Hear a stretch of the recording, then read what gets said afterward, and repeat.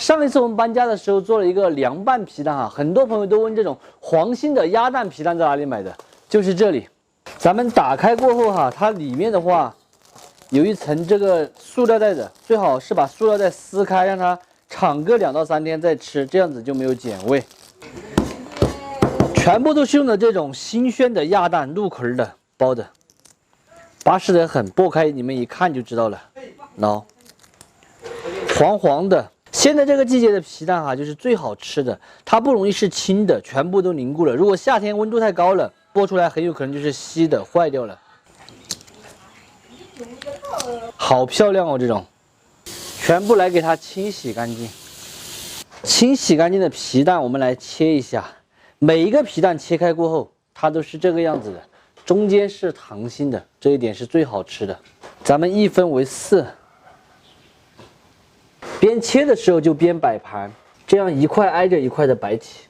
这种皮蛋就是正宗家乡的味道。小青椒再来准备几个，给它切成这样子的段就行。锅里什么都不用放，青椒下锅给它煸炒一下，主要是放一点这种小青椒给它提香味。全部炒至这种微微的开始浮了就可以了。再来加一点大蒜子到里面一起。切一下后炸碎，另起锅来上一点点油，炼熟后下烧椒，这样炒一下的话，香味就会更加的浓郁。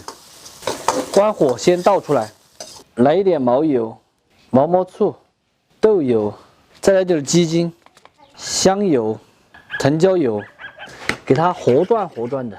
这个位置的话，它就是一个有滋有味的位置了。淋在皮蛋的中间，最后的话给它来上一点点香辣红油，这样子整个皮蛋看起来更加油亮的，吃起来更有滋有味。最后的话给它撒上一点性感的葱花，美味继承。咱们今天的烧焦皮蛋就算做好了，榛子做出的皮蛋一口一块，下酒下饭都非常的安逸。整道菜呢非常简单，也是很经典的一道川味家常凉菜。喜欢吃皮蛋的朋友可以收藏着买一点皮蛋自己告一下，无论你在哪里都能够做出四川家乡的味道。不喜欢的就免费看完撒够了。这个小朋友他还很喜欢吃香碗，和他哥哥一样。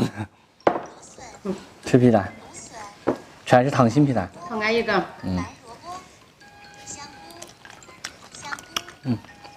我最喜欢剥一个煮的吃。颜色。啊？我说这颜色全是溏心的。皮蛋口起碗又不会溏心了，但是蛮好吃的。它只有还是保质期的。一般情况下，我心子就更敏感。常温下这个天气就是2个月60天。那夏天的话，可能口的更少，吃点就点。对，夏天就更短。